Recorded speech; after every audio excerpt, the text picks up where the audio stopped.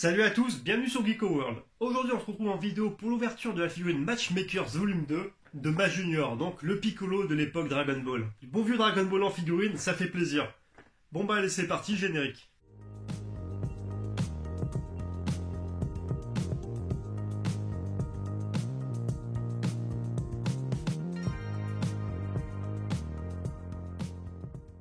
Alors comme il s'agit d'un tout nouveau format pour les vidéos et les unboxings, existe le tour de boîte où on perd un petit peu de temps à découvrir le design de la boîte, même si c'est vrai que pour le coup cette boîte des Matchmakers est plutôt sympathique. Bien sûr cette Matchmakers elle est toujours distribuée et licenciée par Banpresto et c'est toujours estampillé Toei Animation du côté de la licence. Bon bah du coup sans plus tarder on passe à l'unboxing. Allez c'est parti, on va s'ouvrir la boîte. Alors on retire la languette, on retire les rabats, on se débarrasse de ce fameux morceau de carton et du coup ici on a notre figurine. Et du coup la figurine de Piccolo elle est répartie sur deux sachets. Donc le sachet numéro 1 avec le socle et le bas de cette figurine.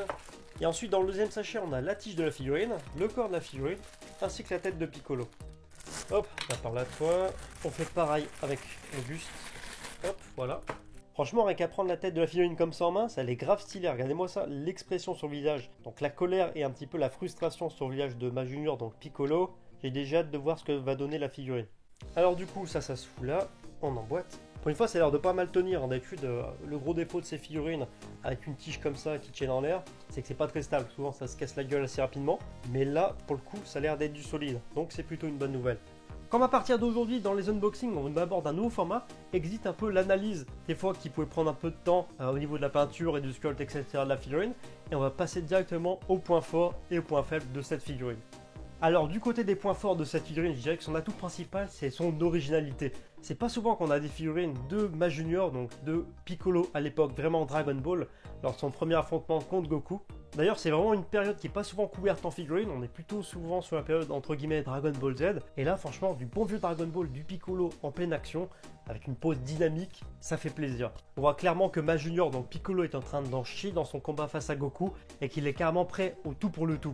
Donc le deuxième point fort de cette figurine, vous l'aurez compris, il s'agit du dynamisme de cette figurine.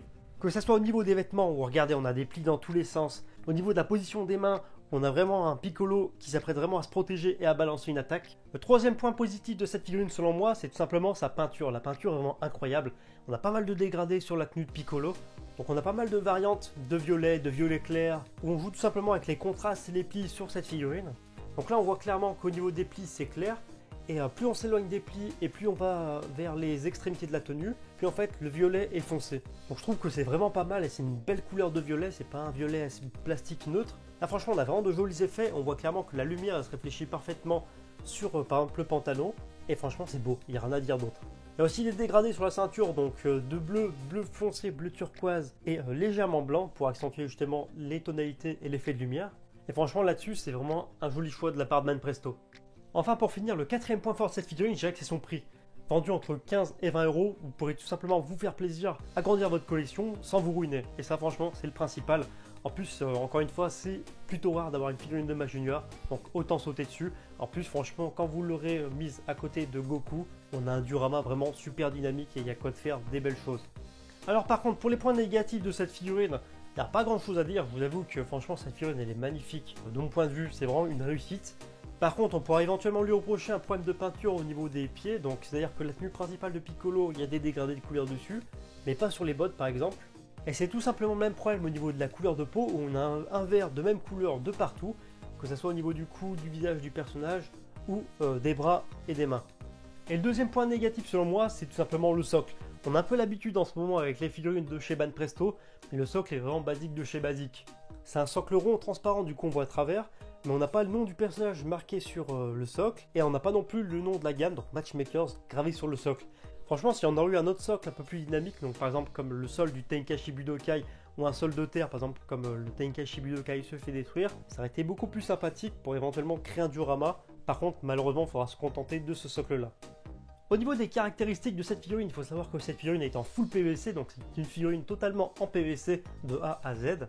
Elle mesure une taille totale de 24 cm si on se met vraiment à la base du socle.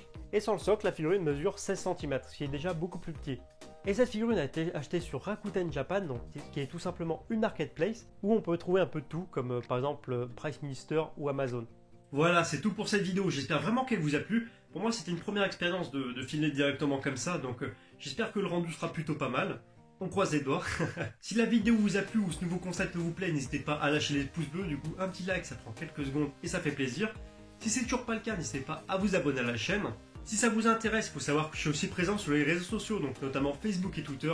Tous les liens sont dans la description et à l'écran. Et sur ce, chers amis, je vous dis à bientôt pour une prochaine vidéo.